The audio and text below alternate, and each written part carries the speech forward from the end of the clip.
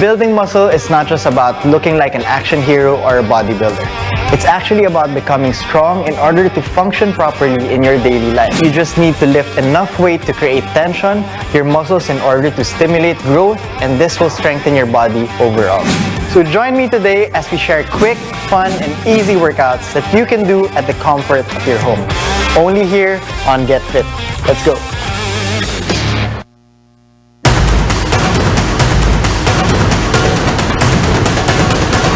Bawal muna ang pakikipag-usap sa loob ng mga tren ng MRT. Some residents are back on the streets of Sampaloc, Manila after the 48-hour lockdown. Pagtaas ng mga kaso ng COVID-19 dito sa bansa. Naglagay na ng mga improvised barriers para sa mga nagbibisikleta. Typhoon Ulysses, a super typhoon. Christina Tulak, CNN Philippines.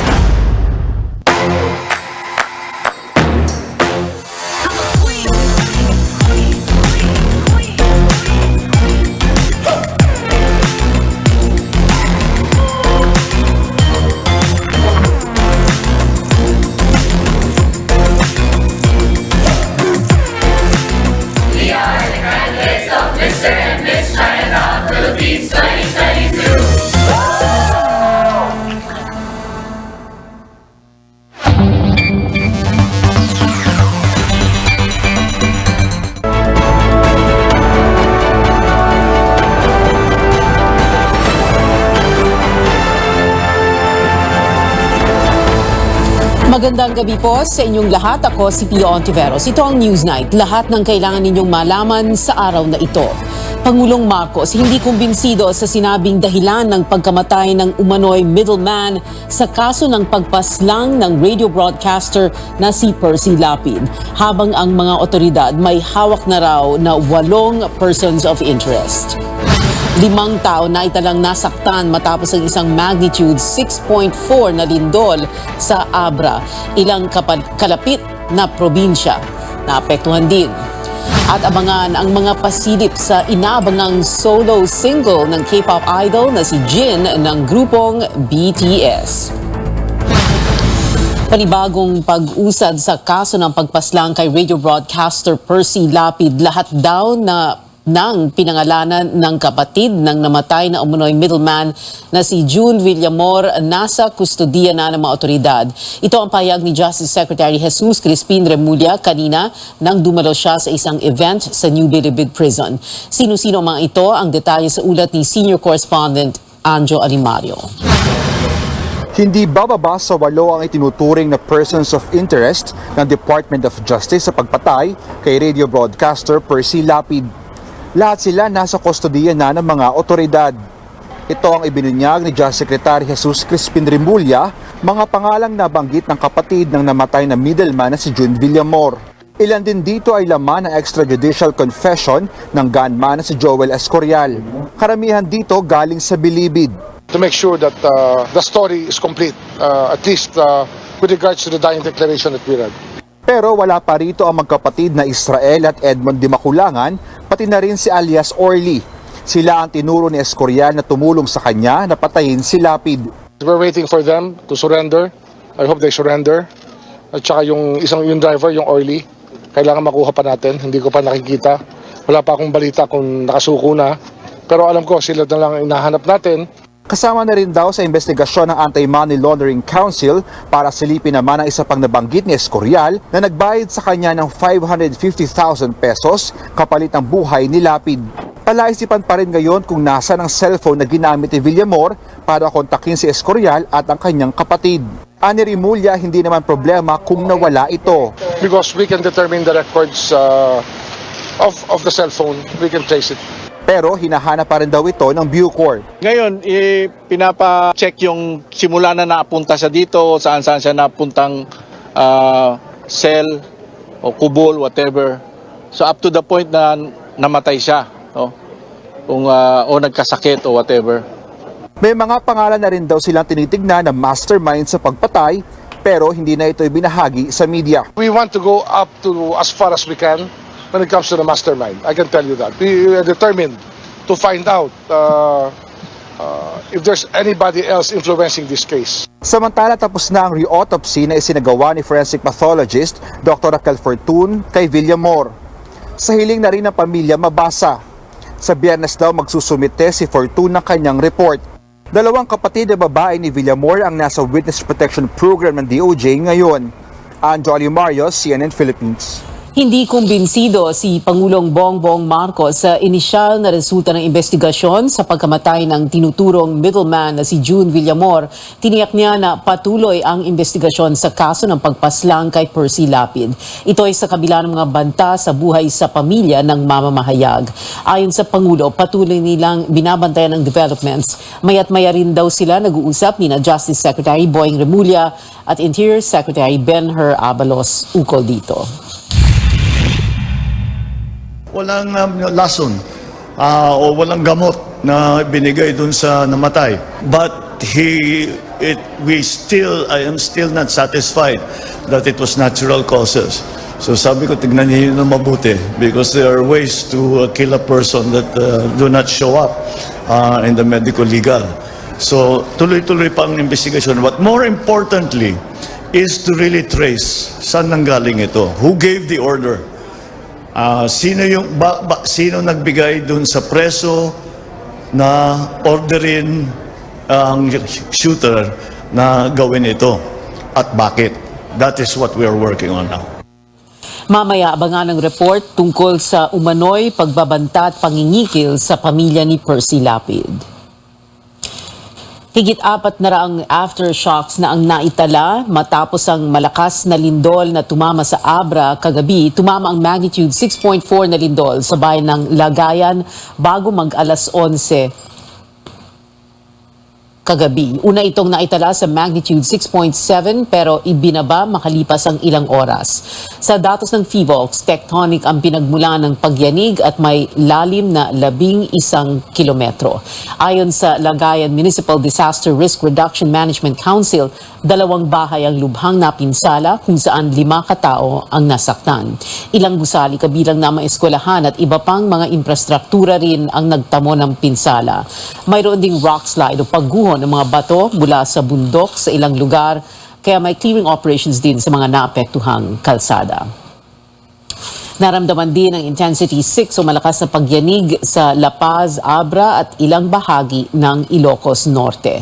Intensity 5 naman ang naitala sa iba pang bahagi ng 2 probinsya pati na sa mga kalapit nitong lugar tulad ng Benguet, Kalinga, Mountain Province, Ilocos Sur, La Union at Cagayan. May pag-ugarin na sa Ifugao hanggang sa Pangasinan, Aurora at Isabela at Tarlac. Wala namang banta ng tsunami ayon sa PHIVOLCS. Ang Barani Bridge sa Batac, Ilocos Norte hindi muna maaring daanan dahil sa mga bitak. Ilan sa mga apektadong lugar nagsuspinde rin ang pasok at tanggapan sa pamalaan. Maging ang ilang tourism activities itinigil muna para sa isasagawang inspeksyon sa mga establishmento.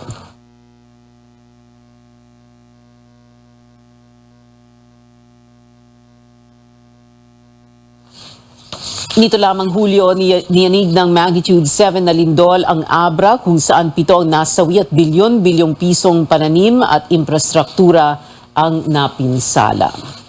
Nagpadala na raw ang gobyerno ng mga tents sa mga lugar na naapektuhan ng lindol. Ito ang sinigurado ni Pangulong Marcos sa isang panayam kaninang umaga. Anya, natatakot pa daw kasing bumalik ang mga residente sa kanilang mga bahay. Baka raw kasing masira ang mga ito kung magkaroon pa ng mga pagyanig. Hindi naman sinabi ng Pangulo kung ilang mga tent ang ipinadala nila. Sarado rin daw muna ang mga paaralan. Kailangan masigurado muna na ligtas sa mga ito.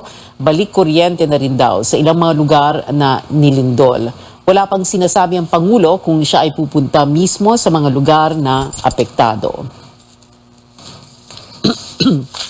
Balita tungkol kay Tropical Depression Paeng, nananatili ang lakas nito pero inaasahang bukas pa ito direktang magpapaulan. Maaring umulan ng malakas sa Quezon, Bicol Region, Visayas at mga hilagat kanlurang bahagi ng Mindanao, bunsod ng buntot ni Paeng at ng shear line. Pero bukas pwedeng umabot sa signal number 4 sa mga lugar sa Eastern Visayas at Bicol Region dahil kay Paeng. Huli itong namataan silangan ng Eastern Visayas. Nakita rin ang pag-asa na pwede ito maging bagyo bukas. Sa Barangay Banilad sa Cebu City, 4 na bahay ang nasira dahil sa landslide na dala ng epekto ng tropical depression. Isa sa mga bahay tuluyang natabunan. Walang injury o death na naitala dahil dito, pero 16 na taong pansamantalang nananatili sa chapel sa village. Nabigyan na raw ng pagkain ang mga biktima.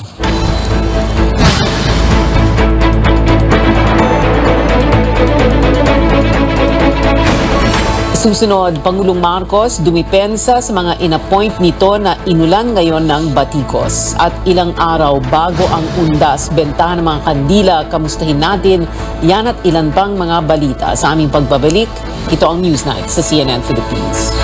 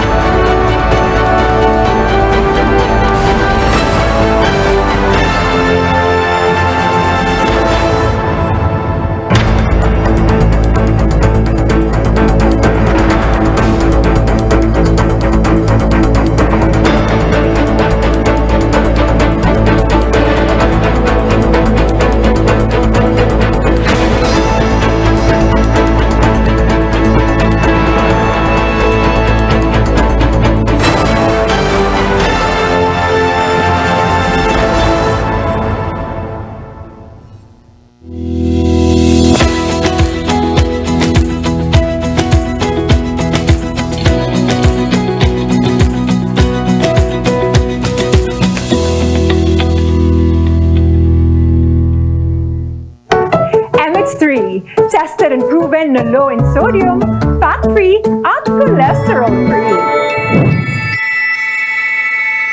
Mahalagang paalala, ang MX3 capsule ay hindi gamot at hindi dapat gamiting panggamot sa anumang uri ng sakit. BM Extraordinary with MX3.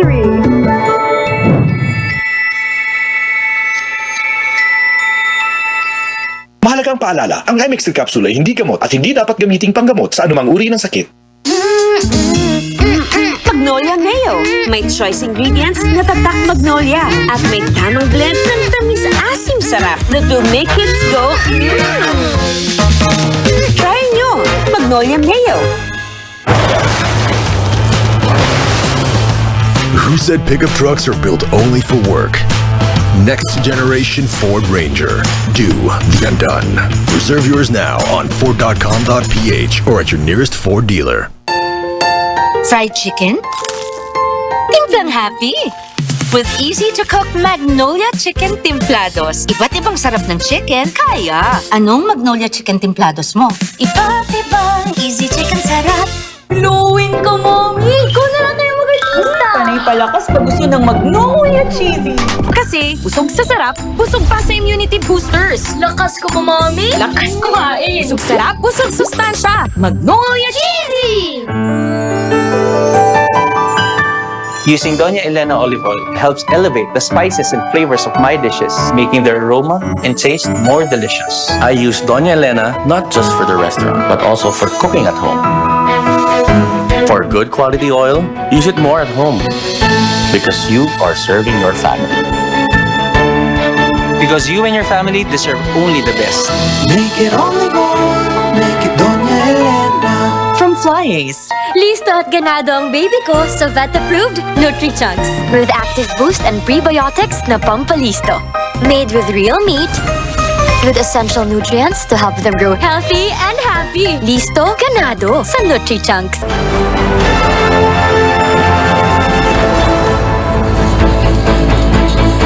Ito ang Newsnight sa CNN Philippines. Ako si Pio Ontiveros. Dinipensahan ni Pangulong Marcos ang appointment niya kina dating PNP Chief Camilo Cascolan at TV at Film Director Paul Soriano. Na-appoint si Cascolan bilang Undersecretary ng Health Department kahit na sabi ng mga kritiko wala naman itong experience sa larangan ng kalusugan. Ayon sa Pangulo, hindi naman daw mga doktor lang ang maaaring magsilbi sa ahensya. Pagtutuunan daw ng pansin ni Cascolan ng mga administratibong aspeto kasama na ang pagsasaayos ng organisasyon ng DOH. health issues that he has to look at. That's why he doesn't have to be a doctor. He's going to look at the function of the DOH. We talk about right sizing, we talk about structural changes. Yun, we need somebody to examine what has been going on. Tungkol naman kay Presidential Advisor for Creative Communications, Paul Soriano, hindi rin daw ito magiging public relations machine ng Pangulo. Sa halip tututukan daw ni Soriano ang pagpapayabong ng creative industry. May kaugnayan din daw ang kanya mga gagawin sa pagpapaunlad ng turismo. Ang gagaling kumanta ng Pilipino, ang gagaling umarte, ang gagaling gumawa ng sine, etc., etc. We have to project that to the rest of the world. Yan ang trabaho ni Paul. Una nang sinabi ni Cascola na kahit hindi siya medical professional, naniniwala siyang makakatulong siya sa DOH. Si Soriano naman nagpasalamat sa Pangulo at sinabing isang karangalan na magsilbi sa bansa at sa Administrasyong Marcos. Sa mga mamimili, kaunting higpit pa po ng inyong mga sinturon. Humihirit na ng dagdag presyo ang ilang manufacturers ng delata, kape at gatas dahil sa pagtaas ng mga materyales. Ang tugon ng Trade Department sa report ni Carrie Cator. Mag-isa lang sa bahay si Christina Salamat pero buwan-buwan na raw niyang tinatansya ang budget dahil sa sunod-sunod na taas presyo.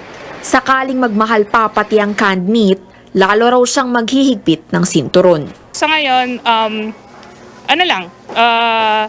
spend wisely lang talaga tayo ngayon. And then, sa mga luho natin, siguro next time na lang yung mga yan. Yan din ang kwento ng pamilyadong si Gary Malyari. Anya, konting sakripisyo na lang muna para matustusan ang lahat ng pangangailangan. Mahirapan kasi yung mga sweldo di naman tumataas eh. Tapos ngayong magpapasko, talaki yung gastos ng mga pamilya. Nasa 4 na manufacturer ng canned meat ang humiling na rin ng hindi bababa sa pisong dagdag presyo. Bunsod daw yan ng nagmamahalang raw materials.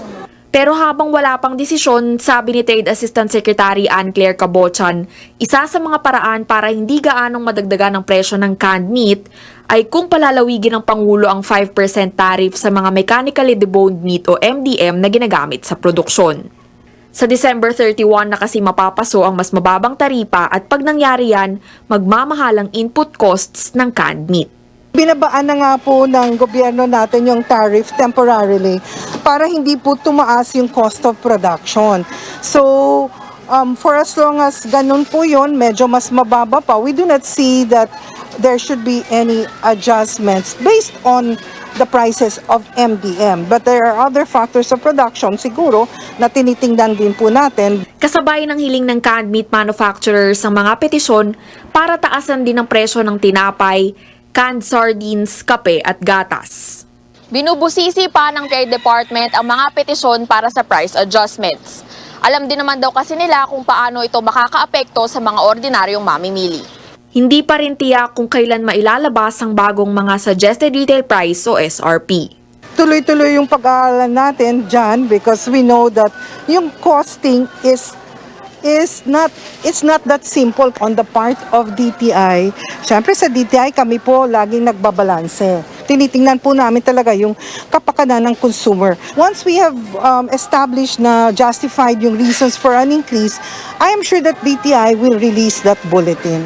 Wala naman daw nakikitang problema ang DTI sa supply ng basic goods at maging ng seasonal products. Giit ng ahensya, patuloy rin ang monitoring para masigurong walang naniningil ng higit pa sa SRP. Carrie Cator, CNN Philippines. Balikan natin ang isa sa mga top story natin ngayong gabi. 5 tao na italang nasaktan matapos ang isang magnitude 6.4 na lindol sa Abra. Ilang kalapit na probinsya na apektuhan din. Kabilang na riyan ang Ilocos Norte. Alamin natin ang update sa damage assessment doon. Makakausap natin ngayon si Governor Matthew Manotoc via Zoom. Governor Manotoc, thank you very much for being with us tonight. Can you tell us the damage assessment in your province? Good evening po. Thank you for having me and good evening sa lahat po ng mga viewers natin. Well, currently, the initial damage reports are over 46 million. This is mostly for infrastructure. we've had 3 totally damaged houses. Pumunta po ako kanina sa Badok, our southern border town, to one totally demolished house. At may 71 po na partially damaged. 63 injured people. But thankfully, no casualties po. And talagang napakasakit po nito as we are still reeling from the damages and effects of Typhoon Neneng na talagang grabe po sa amin. In fact, probably the most agri damages that I have seen under my, now I'm in my second term. We had over 180 million pesos in agri damages, Neneng, which of course we're still trying to recover from, as mentioned. Tsaka 1.2 billion po ang infra po namin sa Typhoon Neneng. So talagang we have not fully recovered from a typhoon, and ito na po, itong earthquake last night. And it seems like this Saturday may isa pa pong typhoon that we are already bracing for. That's right. Mula Bagyo, Lindol, tapos isa pang Bagyo. Governor Matthew, first, itong 63 na injured, what towns are we talking about here, and what kind of injuries? Mostly either objects ay nahulog po sa kanila, mga cuts, mostly mga minor. Thankfully, we had 2 construction workers na I think are under observation para sa mga fracture, kasi actually nagtatrabaho po sila ng 11 p.m. They were up on the building that was being that's being erected malapit po sa Capitol, actually proyekto po namin. And what building is this, Governor? Our hospital. What building is this? Sorry. What building is this? This is the Dapayan, which is nearby our provincial capital, and we are renovating this to be a mixed use commercial complex, so maging lugar po, office space para sa mga NGAs at sa mga private businesses din po. All right. So 1.2 billion infra damages from Typhoon Neneng alone, and then you have 46 million. You said 46 million worth of damage also, right? Because of this, dahil sa lindol na ito. Opo, and this is just initial kasi syempre first day pa po. As you know, sa mga disaster, it takes a few days, at sadly, the numbers keep rising as time passes. Galing din po ako sa Mariana Marcos Memorial Hospital, our DOH flagship hospital dito po sa probinsya, and they actually suffered the worst infra damages that I've seen. Ang ICU po nila, was completely wrecked. At ang initial estimate po nila ay 20 million worth of damages. And of course, though this is a DOH hospital, syempre, ito po ay ang pinakamagandang hospital sa aming probinsya. So even if it's not under my watch, we really partner with them in ensuring na, quality ang healthcare po namin dito sa probinsya. In terms of yung kanina sabi niyo na 63 injured pero minor injuries, what about roads, bridges? So walang there are no places, no towns or barangays that are cut off because may severe damage to roads and bridges. Actually, there are 2 barangays in Pagudpud, Pansyan and Pasaleng, the northern barangays. They're actually quite known for tourism. Pansyan and Pasaleng, they're after the Patapat Viaduct, and the national road there has been covered and destroyed by a landslide na talagang noon pa nangyayari. Kaya kausap na po namin si Sec Manny Bonwan, to a fellow Ilocano, to help us naman, kasi sabi ko po sa kanya, we need a long-term solution because this keeps happening and that area becomes isolated. Hindi lang po ang dalawang barangay sa Northern Pagudpud, pati rin po ang maliit na munisipyo composed of primarily indigenous peoples in the municipality of Adams, which they have been isolated for about 10 days now. So we've been working day and night, and I'd like to thank the AFP, the Coast Guard, and everyone. Umakyat po sila ng bundok para magdala ng supplies. And when I say bundok, I don't just mean one bundok. If you've been to the municipality of Adams, it is incredibly far and hard to get to. They even brought a patient down the mountain. I think it probably took several hours kasi critical po ang status niya, but we were able to secure her health. The effects indeed of all these calamities that are happening. Patapat Viaduct, of course, this is the famous, very scenic road, right? That leads. There is that in the farthest northernmost part of the province, right? Right. Patapat Viaduct is a tourist destination known because it's kind of a road floating, kumbaga, over the coast. Very scenic. DPWH has plans to actually continue that sort of infrastructure to hopefully solve ito pong problema po namin sa Barangay Pansyan sa Pagudpud. Of course, Pagudpud is the crown jewel of our tourism, with South Beach being named one of the 25 most beautiful beaches in the world by Travel and Leisure. So, this does not pose a threat, of course, to Saud, which is further south.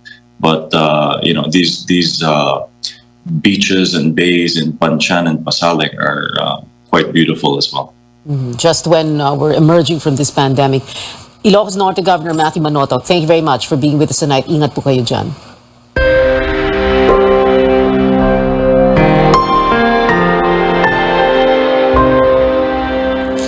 Ilang araw bago mag-undas, nagpaalala ang Trade Department sa mga magbebenta ng kandila sumunod sa nakatakdang presyo. Ininspeksyon kasi ng ahensyang ilang supermarket, nasitang ilang tindahan na may hiwalay na shelf para sa mga kandila, ngunit ang system walang mga price tag. Kaya paalala ng DTI sa mga retailers, dapat alam ng mga consumer ang presyo.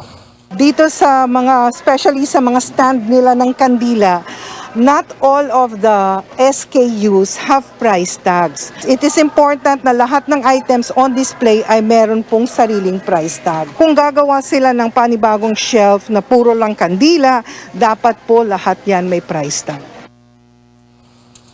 Samantala, naayon naman daw sa SRP ang mga iniinspeksyong kandila at pasok din sa price bulletin ng DTI. Samantala, busy na ang ilang mga pantalan sa unti-unti ng pagdating ng mga pasahero pauwi sa kani-kanilang probinsya, kaya naman ang Coast Guard naka-heightened alert sa pagdagsa ng tao. Narito ang ulat ni Catherine Cruz. Ilang araw bago mag-undas, babiyahe na si Mercedes C. Cagayan de Oro para ihatid ang kanyang tatay sa kanilang probinsya sakay ng barko. Kahit daw konti pa ang tao sa port, nahirapan na siyang makabili ng tiket bilang chance passenger. Ang hirap yung mag-isip ka kung hindi ka makaalis o makaalis. Buti naman maya-mas tumawag yung opisina. Mayroon na daw bakanting slot. Si Mary Ann naman na galing Cavite, kasama ang kanyang asawa at 2 maliliit na anak papuntang Cebu. Sinisiguro raw diyang sumunod sa mga health protocols laban sa COVID-19, lalo na para sa mga bata. Pag nasa sasakyan, ganyan, nasa lakad kami, naka-face mask sila. Pero pag ganito nasa tabi ko naman, tinatanggal ko kasi ang sabi sa akin sa center, ang 2 years old below, hindi pa pwedeng mag-face mask. Pero nasa Manila kasi kami, kaya pinagpe-face mask ko sila. Samantala, prioridad ng Philippine Coast Guard ang kaligtasan ng mga babiyahe para bisitahin ang puntod ng kanilang namayapang kamag-anak o sulitin ang long weekend. Pinaalalahanan naman ni PCG Commandant Admiral Artemio Abu ang mga babiyahe ngayong undas na magplanong mabuti at maging proactive, lalo na't may banta ng tropical depression paeng. As we usually say, safety is everybody's responsibility. Monitor nila yung track ng bagyo at tumutok sila sa social media, sa TV, sa radio, para maplano nila ang kanilang pagbiyahe ngayong undas. Dagdag pa niya, hindi magpapaalis ng barko ang Coast Guard kung sakaling magtaas ang pag-asa ng wind signal number 1 sa point of origin o destination ng barko, pati na sa daraanan nito. Ininspeksyon din ng Coast Guard ang MV Maligaya na dumating sa Manila Port kaninang umaga para siguraduhin maayos ang kanilang sistema at ligtas ang magiging biyahe nito. Catherine Cruz, CNN Philippines. Balita sa ibayong dagat, inihayag ng International Energy Agency o IEA na ang mundo ay nasa, quote, first truly global energy crisis kasunod yan ng pagbawas ng major oil producers sa supply ng 2 milyong bariles kada araw simula Nobyembre. Gayon din ang paghigpit ng merkado sa liquefied natural gas sa buong mundo. Tinatayang nasa 20 billion cubic meters na lang ng natural gas ang maisusupply sa market sa susunod na taon. Ayon kay IEA Chief Fatih Birol, ang desisyong pagbawas sa oil output ay isang mapanganib na hakbang sa gitna ng pagtaas ng global oil demand. Dagdag pa ni Birol, maraming ekonomiya sa buong mundo ang nasa bingit ng recession. Hinimok ng IEA Chief ang world leaders na maglatag ng mekanismo sa pagbili ng langis sa mga nangungunang oil importing nations. Abangan, mukhang sabik na si big man Kai Sotto para sa susunod na window ng FIBA World Cup Asian Qualifiers at pinaramdam niya ito sa isang social media post. Sabik na rin ang BTS Armies dahil ngayong linggo na darating ang solo single ni Jin. May pa-sneak peek na rin ang BTS vocalist sa bagong concept photos nito. Manatiling nakatuto sa CNN Philippines.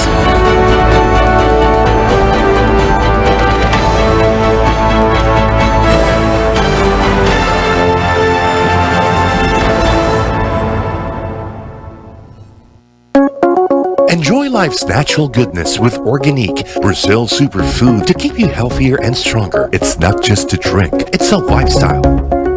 Mula sa Jolly Heartmate Canola Oil, kahit kailan. You want good cooking oil? I'll give you good cooking oil. Sabihin mo lang kung saan at kailan. I'll be there with my Jolly Heartmate Canola Oil. Ang family namin? Heartmate for life! From Fly Ace. Life's adventures are sometimes messy, but it's the kind of mess we love. Introducing the next-gen Ford Everest. Life is yours to master. Reserve now on Ford.com.ph or at your nearest Ford dealership. My name is Ramon Del Rosario. You can call me Monj. I look after the consumer business sector for Metropolitan Bank and Trust Company, otherwise known as Metrobank. The working relationship between Metrobank Card Corporation and TransUnion has run for well over 10 years. I am Arniel Vincent Ong. I'm the President and CEO of RCBC Bank Card Services Corporation. We've been partners with TransUnion for 10 years now. TransUnion basically provides a credit footprint for the customer such that anytime anybody would like to avail of credit, we can use the data available in order for us to be able to determine the level of service that we can provide for the customers. We acquire credit information about our potential applicants for credit cards. We also use the data that we have about our customers in terms of managing our own portfolio. And we use a lot of their analytic services as well to help us manage the business overall. TransUnion is the first comprehensive private credit bureau in the Philippines. We are a trusted provider of global information solutions that helps businesses assess and manage risk. We see data differently, not just for what it is, numbers, facts, and figures, but for what it can help people accomplish. This view drives how we conduct our business, the kind of solutions we develop for our customers, and the impact we want to have on the world and the global economy. Our shared vision with TransUnion is to be able to grant more credit to more Filipinos. And we can only do that through the power of data that TransUnion provides. It helps us understand and know the customers better. Most importantly, they pool together all of the key information from all of the member banks so that we can all share in this information to be able to provide good quality credit services to all of our customers. If businesses and consumers fully leverage on the power of information, together as one community, we can make smarter, more deliberate decisions to promote inclusive growth so that not one Filipino ever gets left behind.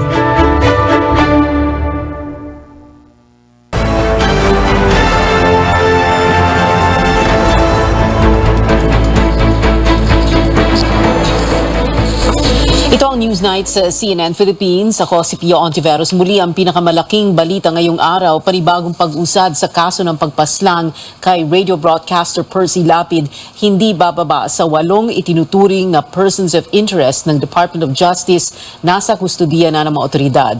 Ayon kay Justice Secretary Jesus Crispin Remulla, sila ang mga nabanggit ng kapatid ng namatay na middleman na si June Villamor. Ang ilan dito laman din ng extrajudicial confession ng umaming gunman na si Joel Escorial. Karamihan sa kanila galing sa Bilibid. Pero wala pa rito magkapatid na Israel at Edmond Dimakulangan, pati na rin si alias Orly. Sila ang tinuro ni Escorial na tumulong sa kanya na patayin si Lapid. We're waiting for them to surrender. Kailangan makuha pa natin. Hindi ko pa nakikita. Wala pa akong balita kung nakasuko na. Pero alam ko sila na lang ang hinahanap natin. Samantala, tapos na ang re-autopsy na isinagawa ni forensic pathologist Dr. Raquel Fortun sa hiling na rin ng pamilya Mabasa. Sa Biyernes daw magsusumite si Fortun ng kanyang report. 2 kapatid na babae ni Villamor ang nasa Witness Protection Program ng DOJ ngayon. Iniharap ni Senador Risa Ontiveros sa media ang recording at screenshot ng pagbabanta at panginikil umano na natanggap ng pamilya ng pinaslang na broadcaster na si Percy Lapid. Panawagan niya paigtingin ang proteksyon para sa naulilang pamilya nito at sa bawat miyembro ng media. Narito ang report ni Amor Santos. Ano ba pangalan niyo, sir? Hindi na kailangan sabihin mo sa kay Roy Mabasa. Opo. Na ibang buhay niya, pati ang buhay ni Mag Mabasa. Kaya kailangan niya magipag-commit sa akin. May chat ako kay Roy, hindi niya pinapansin. Isinapubliko ni Senadora Risa Ontiveros ang recording na ito ng tawag na natanggap ng isa sa mga anak ni Percy Lapid. Sabado, October 22, tumawag sa pamilya ang isang lalaking hindi nagpakilala. Sabi ng tumawag, pinag-ingat niya na raw noon si Lapid pero hindi ito nakinig sa kanya.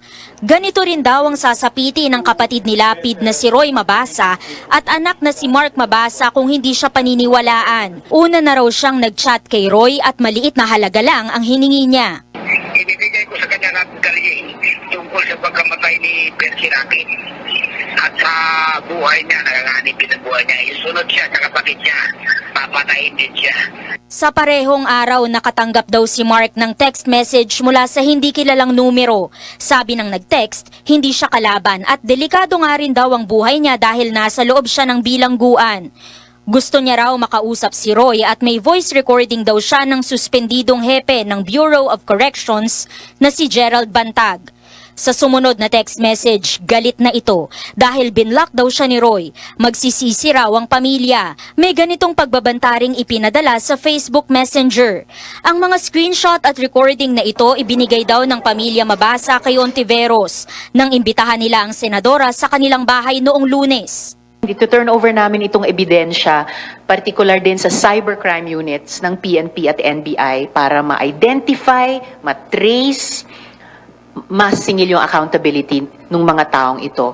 Kasabwat man sila sa pagkapatay ni Percy o hindi. Dapat mag-cease and desist na sila dyan. Ayon kay Ontiveros, kung totoo ang sinasabi ng mga nagpadala ng mensahe, pwede itong gamiting lead para matukoy ang mastermind sa pagpatay kay Lapid. That may implicate or exonerate, hindi lang si General Bantag, pero baka yung ilan pa sa 160 persons of interest list ng PNP. Itinanggi ni Bantag na may kinalaman siya sa pagpaslang sa batikang broadcaster. Panawagan ni Ontiveros sa Administrasyong Marcos, paigtingin ang proteksyon sa pamilya Mabasa at sa bawat miyembro ng media. Mr. President, our reporters, our media men and women are not expendable. Hinimok naman ni Senador Raffy Tulfo ang Department of Justice na imbestigahang mabuti ang bawat personnel ng Bucor dahil sa laganap na pagpupuslit ng kontrabando sa Bilibid. Una nang sinabi ni Senador Bato de la Rosa na nakahanda ang Senate Committee on Public Order and Dangerous Drugs na imbestigahan ang kaso sa pagbubukas ng sesyon sa Nobyembre. Amor Santos, CNN Philippines. Nanawagan din ang pamilya Mabasa sa ibang mga ahensya ng gobyerno na makipag-ugnayan sa Commission on Human Rights para mas mapadali ang investigasyon. Matapos ang kanilang case conference nitong Miyerkules, sinabi ng tagapagsalita ng pamilya na si Roy Mabasa, malaki ang tiwala ng pamilya sa CHR dahil hindi sila binigo ng komisyon tuwing dumudulog sila dito para sa mga reklamong kaugnay ng paglabag ng kanilang karapatan bilang mga mamamahayag. Ayon sa CHR, magkakaroon sila ng parallel investigation na iahambing sa investigasyon ng National Bureau of Investigation at ng Philippine National Police. Naayos na ang Lanao del Norte transmission line kasunod yan ng pambobomba sa tower na nagdulot ng power interruption sa Mindanao. Ayon sa National Grid Corporation of the Philippines o NGCP, tinanggal muna ang pinasabog na Tower 8 sa Kauswagan, Lanao del Norte. Nagtayo muna ng emergency restoration system para maibalik ang serbisyo sa Zamboanga Peninsula, Misamis Occidental at ilang parte ng Lanao del Norte. Nagbabala ng NGCP na papanagutin ang mga individual na layong sirain ang kanilang pasilidad. Kahapon, pinasabog ang tower gamit ang improvised explosive device. Isang hindi pa nakikilalang individual ang natagpuan patay doon pero hindi pa tukoy ang sanhi ng kanyang pagpanaw.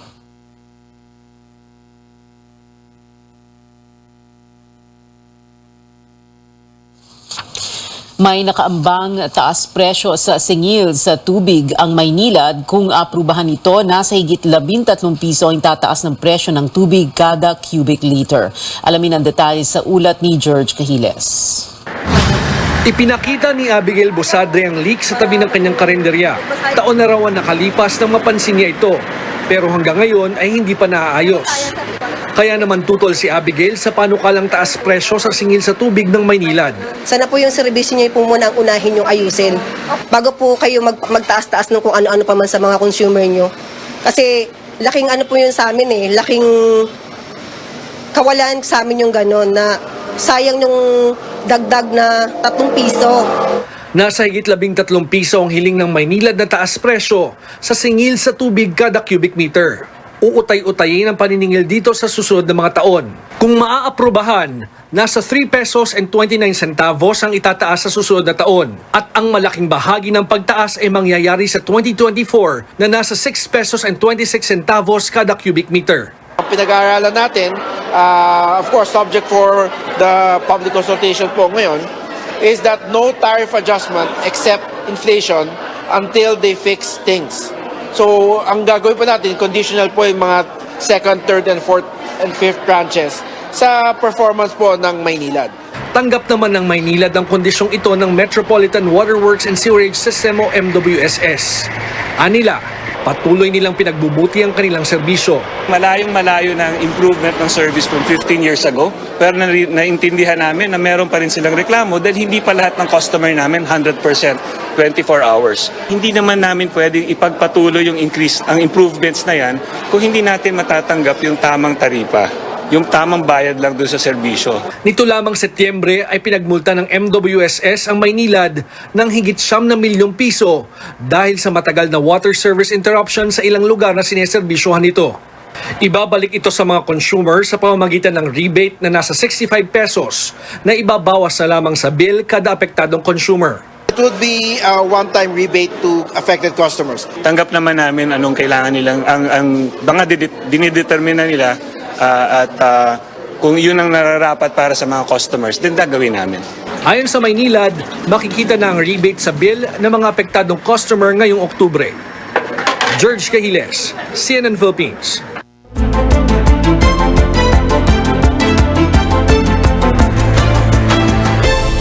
Hinihintay pa ang executive order ng Pangulo bago maipatupad ang optional na pagsusuot ng face mask sa loob ng mga gusali. Inanunsyo kahapon ng Tourism Secretary na sa mga pampublikong sasakyan at medical facility na lamang ito required isuot. Ano naman kaya ang tingin ng ilang mga magulang dito, lalo full implementation na ng face-to-face classes sa Nobyembre. May report si Caroline Bonkin. Pagsusuotin pa rin daw ni Elsie ng face mask ang 6 na taong gulang niyang anak pagpasok sa eskwelahan kahit gawin na lang itong voluntaryo. Kasi hindi pa po sila vaccinated at saka marami pa kasing mga bata doon sa loob. Ganon din sina Amy at Grebert na parehong grade 1 ang mga anak. Kasi po, hindi pa po natin masasabi na wala na pong virus. Kasi marami pong mga bata po sa loob eh. Siyempre, hindi po natin maiwasan na magtabi-tabi sila. Hindi po natin sila na subaybayan na minuto. Hindi pa rin kasi nawawala po namin yung virus po sa atin, kaya for safety na para hindi siya mahawaan po. At saka at the same time po, hindi siya rin makahawa sa ibang bata kung mayroon po siyang sakit po. Hinihintay pa ng CNN Philippines ang tugon ng Department of Education kung paano ang magiging bagong gabay nito sa mga teacher at estudyante sa pagsusuot ng face mask. Kasunod yan ang pag-anunsyo ng Malacanang na gagawin na lang itong voluntaryo maliban sa pampublikong sasakyan at medical facilities. Pero sabi ng isang pediatric infectious disease specialist, mas mabuting pagsuotin pa rin ng face mask ang mga bata, lalo kung hindi pa bakunado. Walang mawawala kung magpatuloy na magsuot ng mask ang mga bata. Lalo dun sa school setting, masking is very valuable. Lahat naman tayo nasanay na rin dito sa isang health habit na ito na nakakatulong not just for COVID but for many other infectious diseases. Sa susunod na linggo na ang full implementation ng face-to-face classes. At dahil sa pagbabago sa protocol, inaasahan na raw ng Department of Health ang pagtaas ng kaso. Pero ang mahalaga raw, kahit dumami ang magka-COVID, kakaunti lang ang maospital. Kailangan daw ngayong mapalawak ang pagbabakuna. With this removal of another layer of protection, sino po ba ang naa-admit? Ang naa-admit ba is yung mga mas matatanda, mas bata, yung mga bakunado ba o hindi bakunado? Sa ngayon, ang BARM na lang ang hindi nakaabot sa target na mabakunahan kontra COVID-19 na 12 to 17 years old. Mas malaking hamon ang 5 to 11 years old. 9 na rehiyon pa ang hindi umabot sa kalahati ang nabakunahan. Ayon sa isa pang infectious disease specialist, masyado pang maaga para gawing voluntaryo ang pagsusuot ng face mask sa loob ng gusali. Lalo't kakapasok pa lang sa bansa ng mga mas nakakahawang variant at subvariant ng coronavirus. Kaya importante pa rin daw magsuot ng face mask ang mga hindi bakunado, matatanda, may sakit at iba pang mga vulnerable sa sakit. When you make face mask optional indoor, then meron talagang risk yan. But I think ang overall advantage pa rin dito is that we want people to, again, empower the people to decide on their own what is best for them. Paalala naman ni Dr. Ong Lim, huwag mapilitang mag-alis ng mask dahil sa peer pressure. Mas mabuti raw suriing mabuti kung ligtas ang lugar bago mag-alis nito, gaya kapag maayos ang ventilasyon. Kung ako may nagkataon na nagbaon ng sakit sa bahay, gaano ba kalaking perwisyo ang dadalhin nito sa aking mga kapamilya? Caroline Bongkin, CNN Philippines.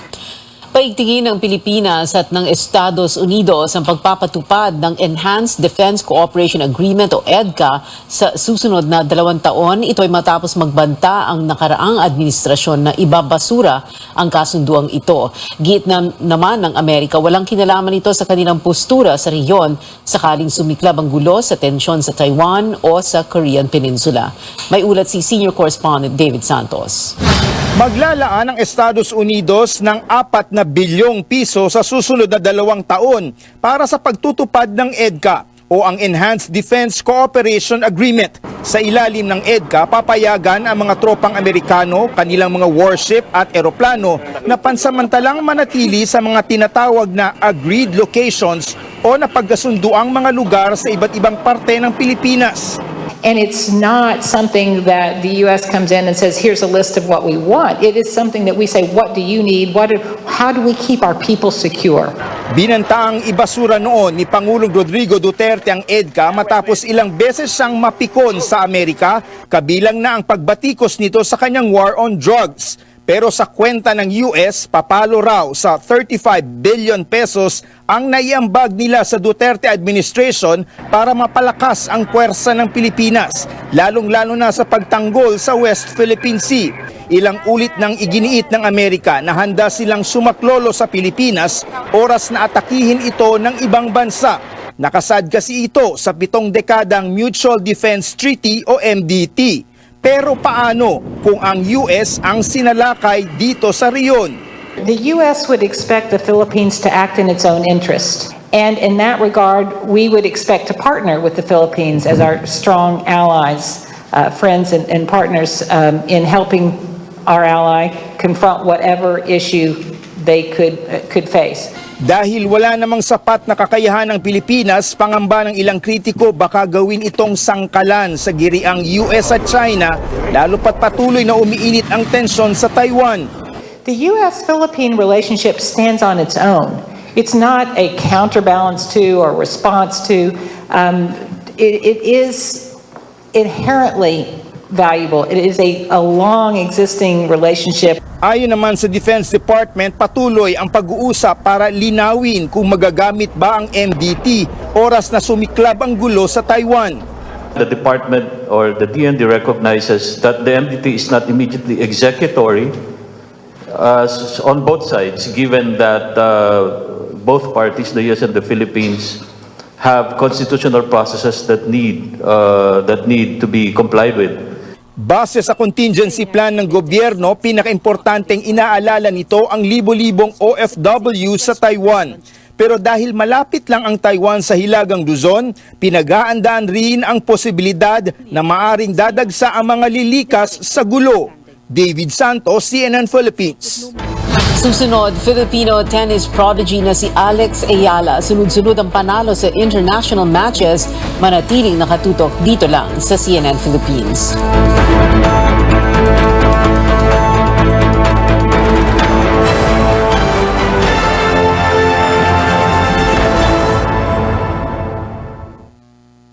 Mula sa Jolly Heart-Made Canola Oil, kahit kailan. You want good cooking oil? I'll give you good cooking oil. Sabihin mo lang kung saan at kailan. I'll be there with my Jolly Heart-Made Canola Oil. Ang family namin? Heart-Made for life! From FlyAce. You know, a lot of people are really health conscious nowadays. Today, let's introduce a healthy pasta dish out of Pure Foods corn chicken. We'll be making Pure Foods corn chicken and leek lasagna. And here are the ingredients to make it. I'm gonna start greasing my casserole and then lay over the cooked pasta.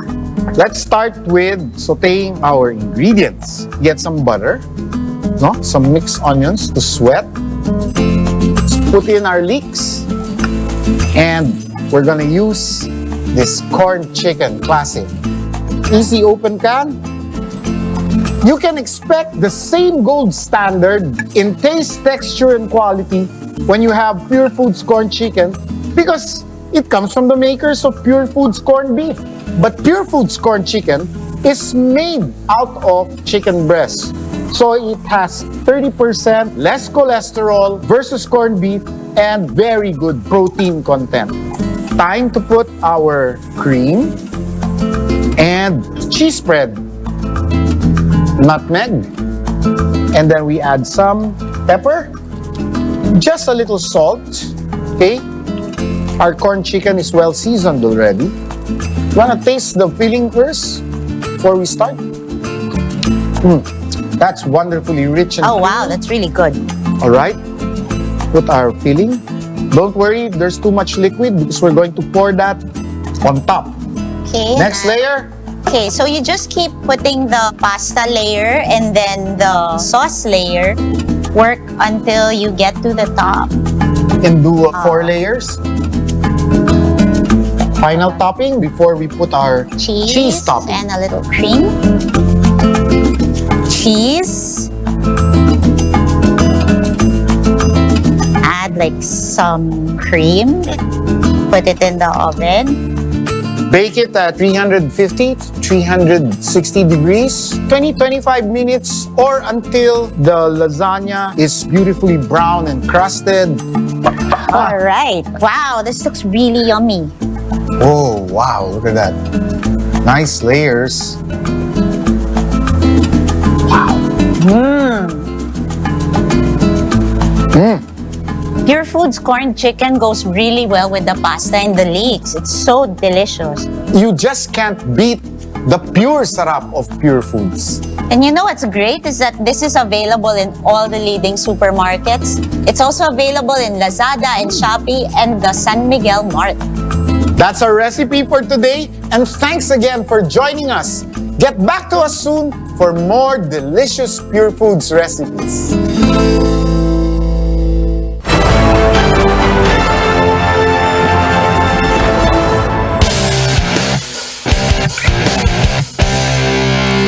Ito ang Newsnight sa CNN Philippines. Sunod-sunod na naman ang tagumpay ni tennis sensation Alex Ayala sa international competitions.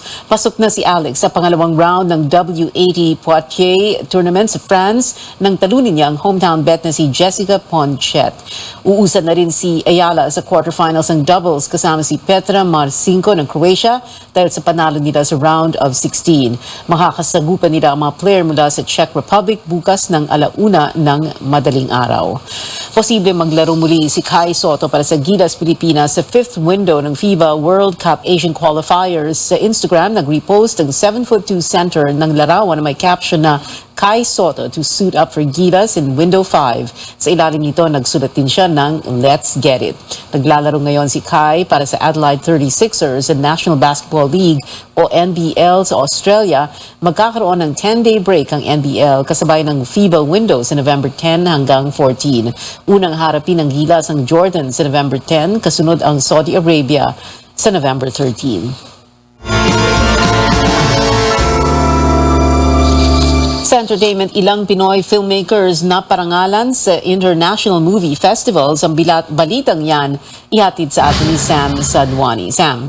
Iba talaga ang galing ng mga Pinoy dahil humakot na naman ng parangal ang ilang filmmakers sa mga international movie festivals sa iba't ibang bansa. Ang drama film na Broken Blooms ay nanalo ng Special Jury Prize sa 8th Brasilia International Film Festival sa Brazil. Inanunsyo ng Embahada ng Brazil sa Pilipinas ang pagkapanalo ng filmmaker na si Louis Ignacio at producer na si Ferdy Lapus. Ang direktor naman ng Last Day Off na si Mark Justin Aguilon ang nakasungkit ng Best Director Trophy sa Roma Short Film Festival na ginanap sa Italia. Ang pelikula ay patungkol sa OFWs na nakatira sa Macau, China. Last but certainly not the least, ang horror film na Venganza ni Joey Agbayani.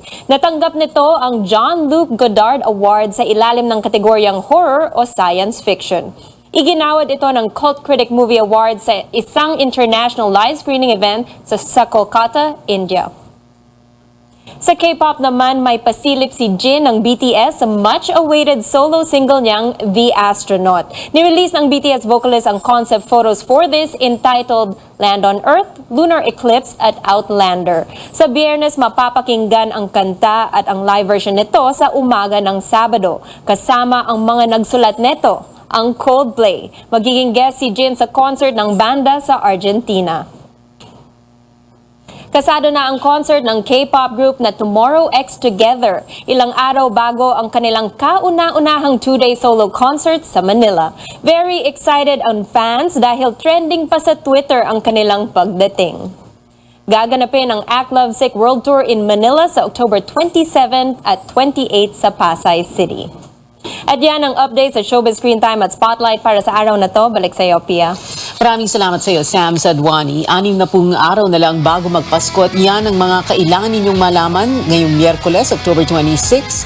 Magkita-kita ulit tayo mamayang 8:00 sa Pulse as usual. Dito pa rin sa CNN Philippines. Ako si Pia Ontiveros at ito ang Newsnight.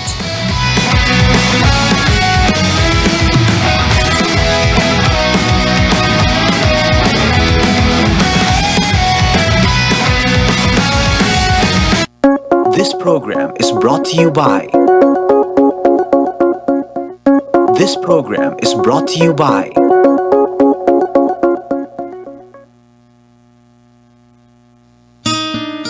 Oh, anyari sa'yo? Ba't nakasimangot ka? Alam